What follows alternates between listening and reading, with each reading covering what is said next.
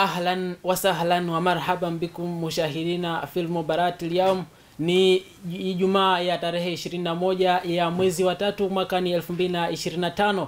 Karibu sana mtazamaji wa Mlimani TV ndani ya Mlimani leo asubuhi, ikiwa ni kipengele cha pili, kipengele cha Jahara sehemu ya pili, ambapo hapa tunazungumza michezo. Na kwa siku ya leo utakuwa nami na hodha wako Kasim Gahu, lakini mada mezani tutakuwa tunachambua kuhusiana na mechi za kufuzu kombe la dunia mwaka 2026. Na sitakuwa peke yangu, nitakuwa naye Sako kwa bako mchambuzi kwa siku ya leo.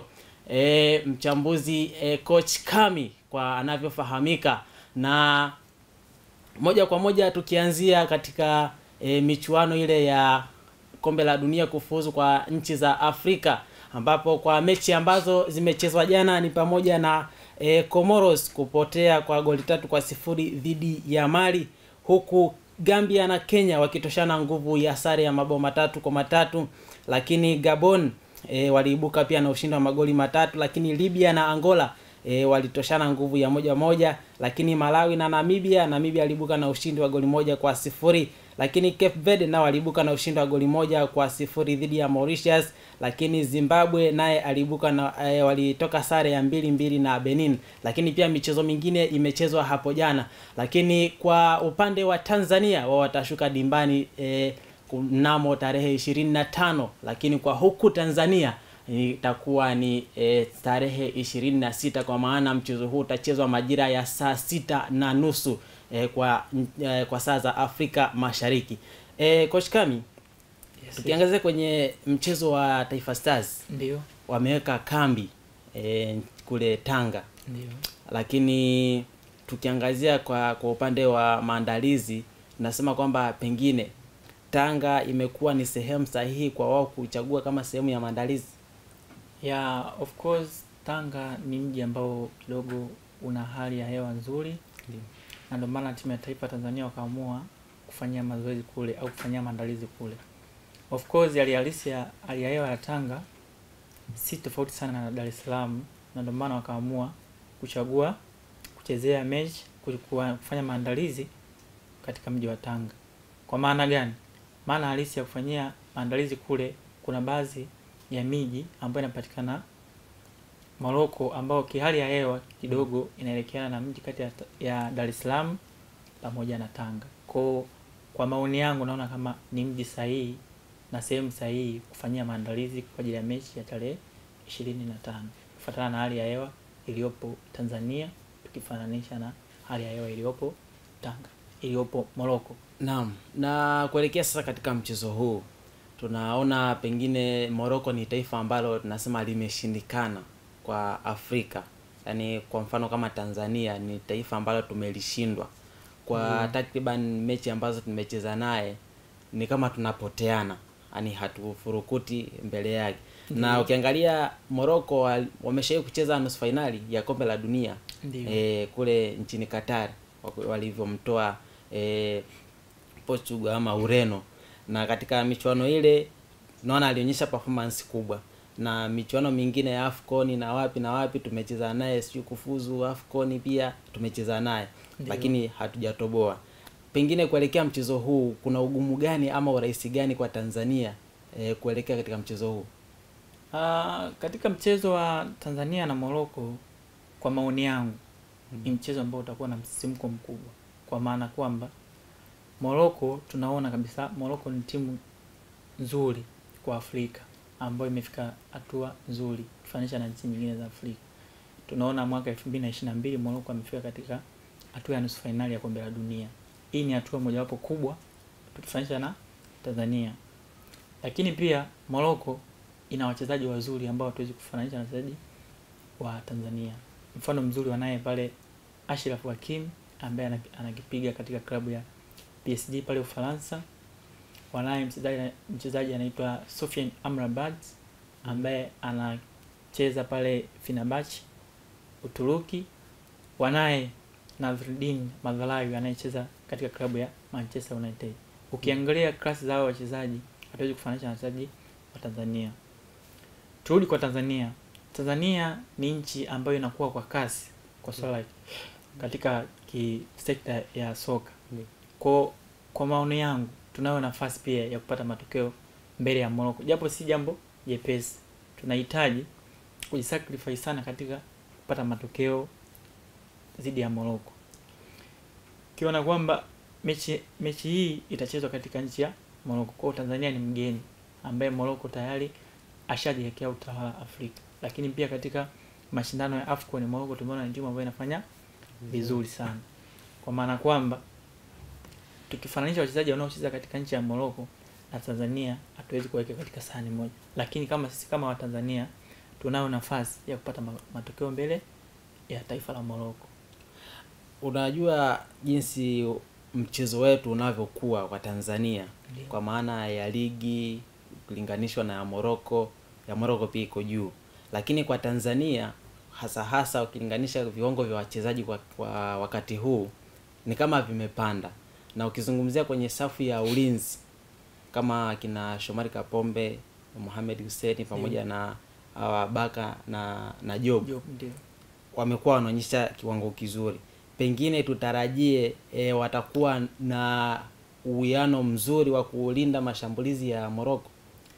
Of course katika game ya Morocco tunahitaji kujilinda sana kwa sababu hatuwezi, kwa quality ya wachezaji hatuwezi kufanana nao. Ndio.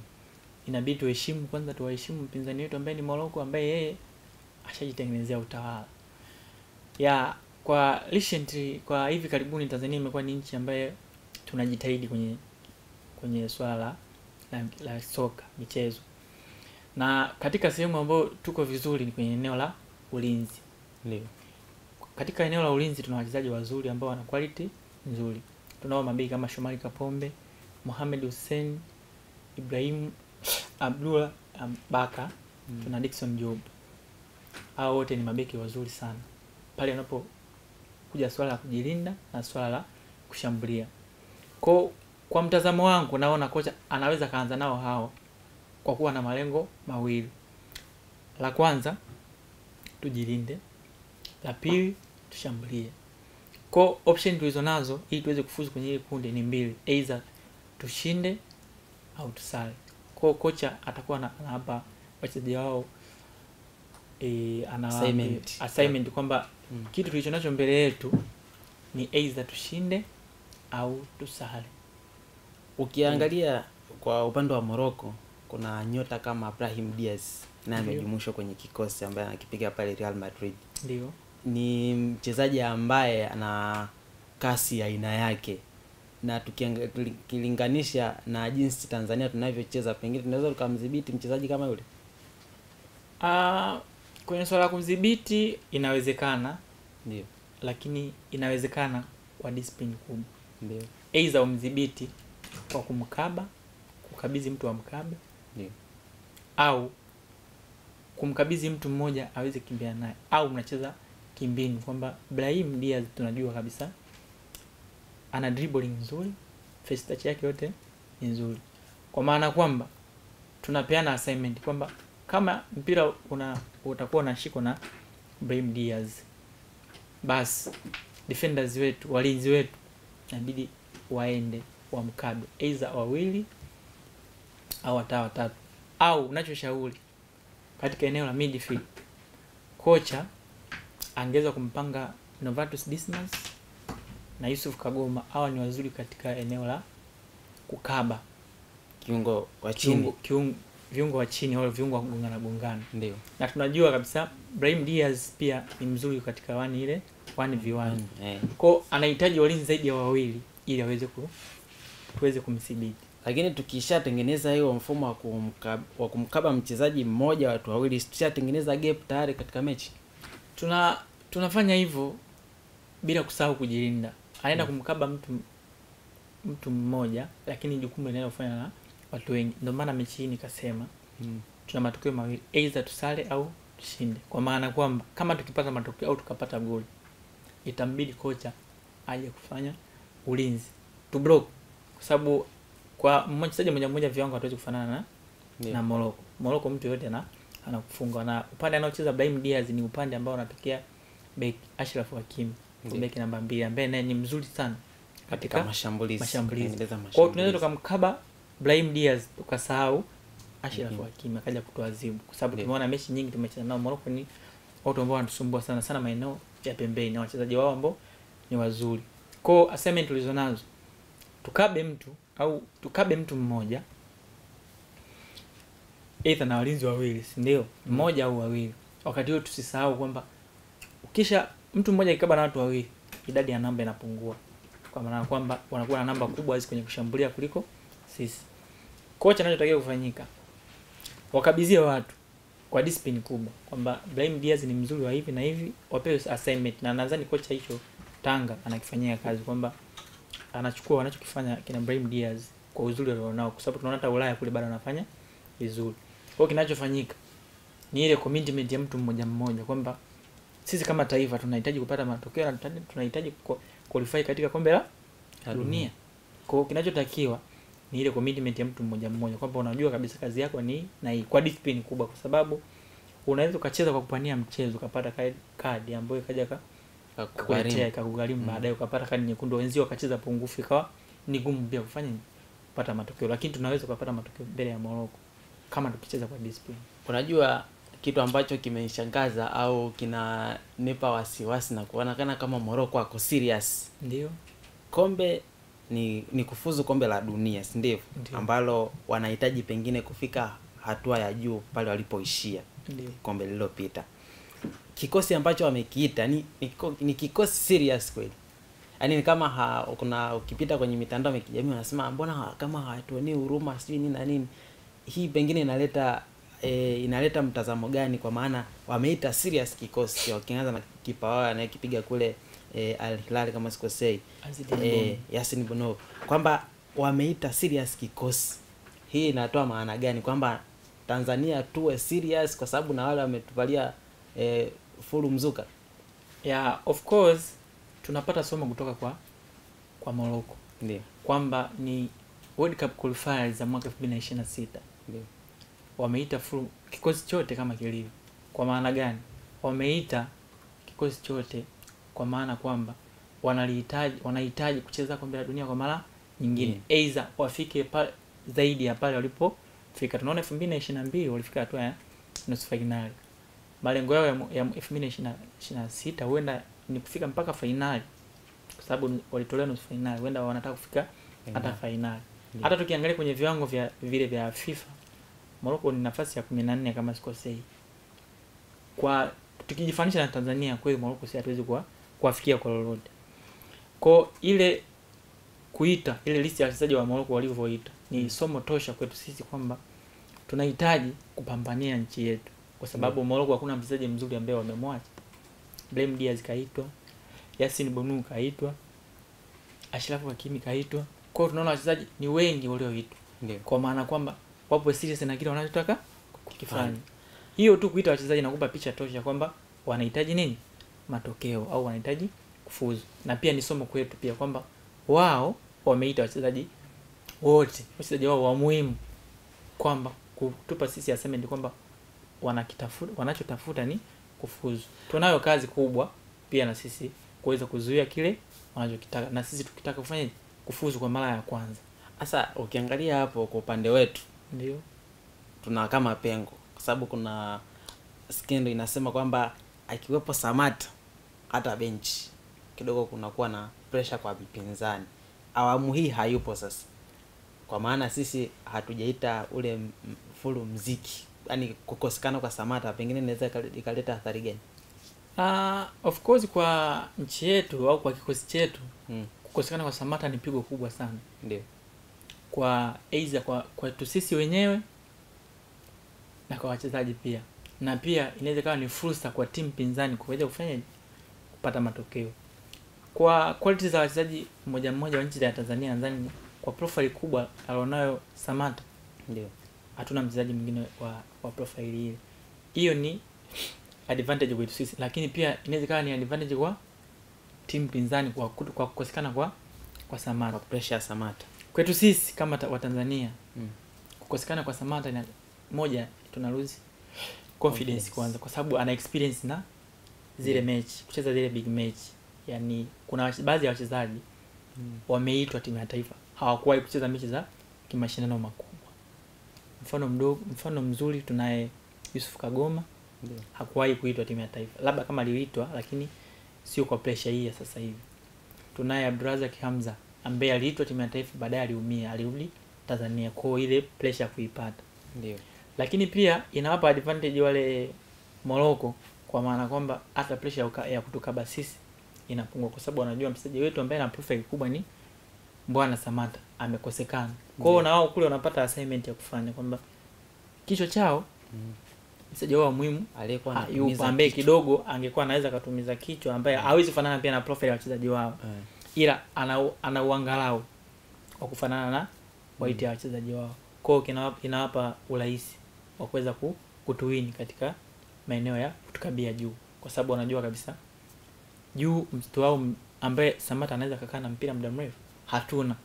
Kwa either tutumie zile pasi ndefu tupate matokeo, kwa sababu mtu ambaye anaweza kutusaidia kukaa na mpira muda mrefu hayupo. Anaweza ka hold akamchukua beki mmoja, beki wa pili akatengeneza nafasi, hatunaye. Kwa hiyo kukosekana kwa Samata ni pigo kubwa sana kwetu sisi, kwa taarifa tulizonazo kwamba Samata kapata injury, ndio maana ameshindwa kujiunga na timu. Lakini tunaweza tukacheza bila Samata pia, kwa sababu timu ya taifa ilikuwepo hata kabla ya Samata. Kwa tunawezekana pia tukacheza mechi bila Samata. Ma tulicheza gafu kwa ni bila Samata na tukafuzu pia bila Samata. Ndio. Kwa mtu mmoja anaweza kaigharimu timu, lakini hawezi kuiua timu nzima, kwa sababu kuna mechi leo tukashinda bila hata yeye mwenyewe kuwepo, kwa sababu hata taifa lilikuwepo kabla ya yeye. Wananitisha. Haya, pengine sasa kwa jinsi mchezo sasa unavyoelekea na maandalizi ya Taifa Stars kwenda Morocco, pengine sasa ni njia gani ambayo inaweza ikatumika walau sasa tupate hata hiyo sare, kwa sababu ni mpinzani ambaye tumemshinda kwa miaka mingi. Mechi kwa kweli na pressure. Pressure ni kubwa sana, hususan kwa sisi wa Tanzania. Yaani pressure ni kubwa. Assignment tunazo za kuzifanya, lakini kuipata hata hiyo sare inawezekana ni assignment ngumu sana kwetu sisi. Moja, kwamba Morocco ipo nyumbani kwake, advantage moja kubwa sana. Anacheza mbele ya mashabiki zake. Viwango hatufanani naye. Quality ya mchezaji mmoja hatuwezi kufanana naye kwa lolote. Kwa hiyo Morocco si hatuwezi kusimama naye kwa lolote. Hata hiyo sare naizungumzia tunaweza tusiipa. Tumeona katika mechi ambazo tumecheza naye. Kaja Tanzania katufunga. Tumeenda AFCON katufunga. Karudi tena Tanzania tena katufunga. Kwa ule mfululizo wa matokeo pia unaweza kutuathiri nini? Saikolojia, kwamba Morocco ni timu kubwa na akatufunga mara nyingi. Kwa hata akitufunga hatuwezi kushangaa, au jirani yetu na pia hawezi kushangaa, kwa sababu Morocco ana quality kubwa. Hiyo inaweza kuwa sababu ya sisi kufunga. Lakini tunaweza tukafanya amendment nyingi ambazo tunaweza kumfunga nani? Tukamfunga Morocco au tukapata sare na Morocco. Moja, tukiingia na mentality ya kwanza, tujue tunachoenda kufanya. Ndio. Tuzuie la kwanza.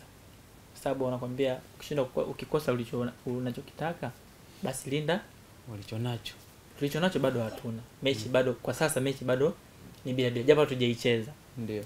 Kwa maana hiyo ile bila tunaoingia nayo mpira unapoanza tuilinde kwanza ile, kabla tujaruhusu yeye kupata goli, kwa sababu Morocco inaweza kupata goli tukalirudisha pia, au sisi tukapata goli kabla yake yeye.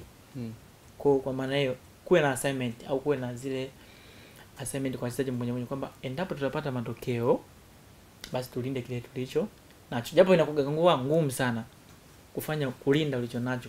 Unaweza kulinda hizo kwa lazima ufanye makosa ambayo ikampa wenzio credit ya kupata hata zile mpira ya kutenga, penalties, tukafunga. Kwa hiyo assignment ile tuwe na viungo wakabaji wengi, ndio wakimbiaji wengi, kwa mfano kama Kibu, Mzize, kunawezekana na yule Msuva pia anaweza kutusaidia pale juu kuweza kufanya hold, kwa sababu Morocco ni watu ambao wanacheza mpira kimbinu sana. Wako serious na wanachokifanya. Tumeona mechi zao kadhaa.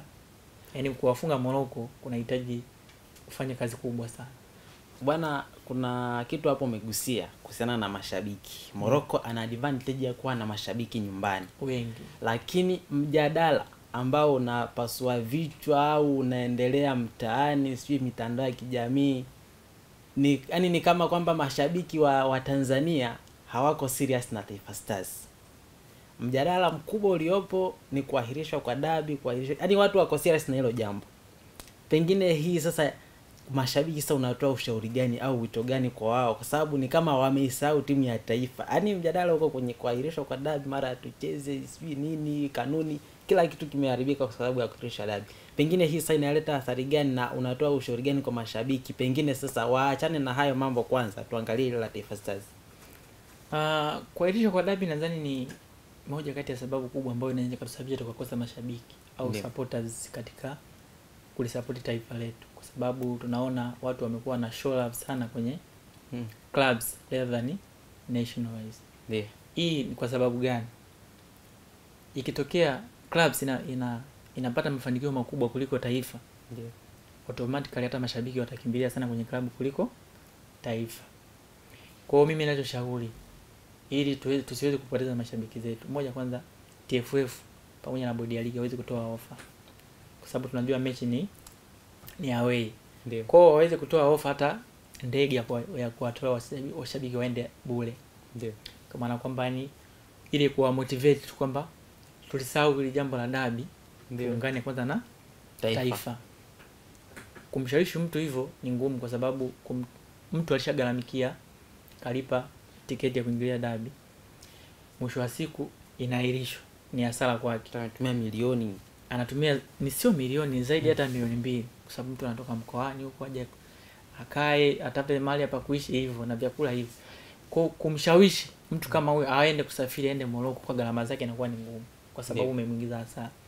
Kwa tunaweza tukashauri TFF wafanyaje, wajitolee, baadhi ya mashabiki hata idadi hata wakiwa 180 waweze kuwasafirisha kule, ili watu waweze kusahau yale machungu ya dabi, kwa sababu mtu hawezi kumwambia mimi nisafiri niende Morocco wakati pesa kwa kutumia gharama zangu wakati huo ndio ushaniingiza hasara kwenye dabi ambayo inaleta sintofahamu, ni sababu ambazo hazina mashiko au zina mashiko kwa wao wanavyoona. Na mtazamaji wa Mlimani TV ya Chuo Kikuu cha Dar es Salaam, bado unaendelea kufuatilia kupitia Mlimani TV, lakini pia unao fursa ya kufuatilia katika mitandao ya kijamii. Pale mjini YouTube unatupata kama Mlimani TV UDSM, lakini Instagram unatupata kama Mlimani TV Official.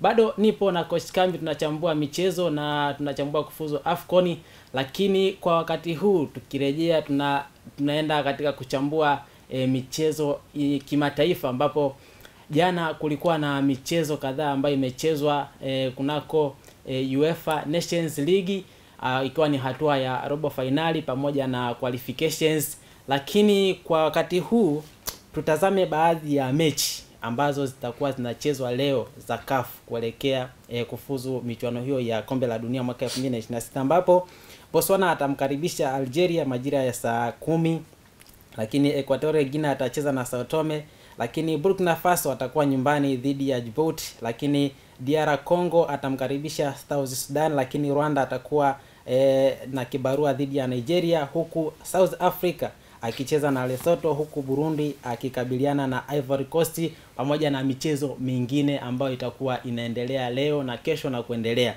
Na kwa upande wa matokeo ya jana bwana, kwenye UEFA Nations League hatua ya robo finali, ndio Croatia waliibuka na ushindi wa magoli 2 dhidi ya Ufaransa. Ndio Faransa kapigika. Lakini Denmark kaibuka na ushindi wa goli 1 dhidi ya Ureno dakika za jioni sana. Na Italy licha ya kutangulia mapema kabisa, lakini amepotea dhidi ya Ujerumani magoli 2-1. Ndio. Lakini sisi wa Spain kwa heshima wa Spain tumetoa sare ugenini, kwa maana tulitangulia wakarudisha wakaongeza dakika za jioni tukamaliza 2-2. Tukalazimisha sare, tunamsubiri nyumbani. Pengine kutokana na matokeo haya yanatoa taswira gani kuelekea raundi ya pili? Katika hizi mechi za robo finali za UEFA Nations ndio zimekuwa zina matokeo ya kushangaza sana. Matokeo yaliyotokea sio matokeo watu walikuwa wameyatarajia. Ndio. Hata kwa wale ndugu zetu wawekezaji sidhani kama walikuwa wameweza kutarajia matokeo kama haya. Ndio. Kwa maana kwamba hakuna mtu alitegemea kama kwa kikosi cha thamani ya France kinaweza kufungwa na nani? Croatia. Ndio. Pia tunaona katika mechi nyingine ambayo ni Denmark na Portugal. Ndio. Portugal anakuja kupigika dakika za jioni kabisa. Ndio. Pia kuna hii mechi ya Italy na Ujerumani. Ndio. Ujerumani anakuja anashinda dakika za jioni. Jioni na yeye. Lakini tukimaliza na mechi ya Netherlands pamoja na Spain, Ndio. hii ni mechi ambayo ilikuwa matokeo ya kushangaza sana, kwa maana kwamba tumeshuhudia Spain kwenye Euro Ndio. anachokifanya. Kafanya vizuri sana. Ndio. Lakini kwa kilichotokea jana kidogo kimetushangaza kidogo, kwa sababu hata sare yenyewe aliyoipata ni dakika za jioni sana, huenda hata angefunga. Lakini mtu anaweza kajaje kwamba tumepata sare kwa sababu tulikuwa pungufu. Na mimi pia naweza nikajaje kwamba mlipata kadi mkiwa pungufu. Je, kipindi mkiwa kamili mlifunga magoli mangapi? Kwa sababu kadi kutolewa dakika ya kwanza. Kadi moja kutolewa dakika za jioni za baadaye. Ndio. Ambazo ulikuwa unaweza kufunga magoli mengi. Ukiona mchezaji wako mpata kadi walinda. Kwa mechi hizi zimekuwa na matokeo kidogo ya kushangaza. Na zinavutia pia. Kwa mfano kama mechi ya Spain ya Netherlands, tumeona quality za wachezaji. Tumeona kina Nico Williams, Lamine Yamal wakifanya vizuri kwenye vilabu vyao. Lakini jana watu wameshikana mashati kwamba watu wameingia na plani zao. Tumeona Netherlands wanafanya vizuri sana. Uholanzi ni taifa kubwa. Ni taifa kubwa na linafanya vizuri, lakini kwa hivi karibuni Uholanzi kwa kufanyisha na Spain ndio kidogo wanaweza kwa lugha nyepesi wakakaa meza tofauti, japo wanaweza kukaa chumba kimoja cha chakula lakini meza tofauti, kwa maana kwamba matokeo ambayo Spain kwa sasa ameyapata ni mazuri kilinganisha na Netherlands. Kwenye Euro pia Netherlands alikuwepo na hakufika mali finali. Ndio tumeona Spain kachukua ubingwa. Kwa hiyo kwa maana hiyo Spain jana kacheza vizuri of course, lakini kazidiwa mbinu na mwenzie. Netherlands kaingia kwa kumheshimu mpinzani. Kamheshimu mpinzani, kacheza mpira, kapata matokeo. Baada isiyokuwa sawa, tunasema bahati mbaya, tunasema bahati isiyokuwa ya hapo. Sawa. Yote kwa yote niite Kassim Mikel Merino namba 6. Sawa. Malize na kombe la dunia. Kombe la dunia la UEFA. Sawa shida. Kombe la dunia. Kombe la dunia kwa ratiba ya leo. Kwa ratiba ya leo ambayo ni hizi mechi zinaitwa World Cup qualification za UEFA. Ndio. Tuna mechi mbili katika group G ambayo itakuwa kati ya Malta na Finland. Hii mechi itakuwa majira ya saa 4 dakika 45.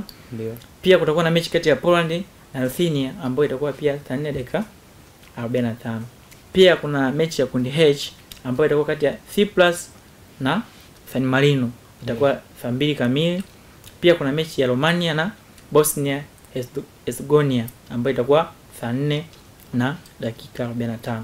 Pia katika kundi K kutakuwa na mechi kati ya Andorra pamoja na Latvia. Pia itakuwa saa 4 dakika 45.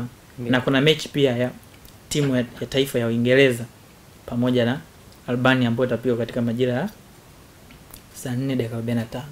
Hapo naona ukiweka mikeka itachanika tu. Inaweza kachanika au isichanike. Kwa sababu unajua mchezo wa mpira ni mchezo ambao unaweza kuutabiri au usitabirike. Kwa ukiona hata mwenyewe matokeo ya jana unaweza kupata picha kwamba unaweza kutabiri hiki katokea. Mambo anasema yakaenda msege mnege. Naam, shukrani sana Coach Kami kwa wakati wako. Na mtazamaji wa Mlimani TV ya Chuo Kikuu cha Dar es Salaam, mpaka nukta hiyo hatuna la ziada katika kipengele cha Jahara sehemu ya pili, ambapo hapa tulikuwa tunazungumza michezo kufuzu AFCON kwa mataifa mbalimbali hapa Afrika pamoja na kule Ulaya, pamoja na michezo ile ya Euro Nations League. Na mpaka hapo nikutakie tu utazamaji mwema wa vipindi vinavyoendelea hapa Mlimani TV ya Chuo Kikuu cha Dar es Salaam. Ulikuwa nami Kassim Gahu. Kwa leo niite Kassim Gahu Mikel Merino.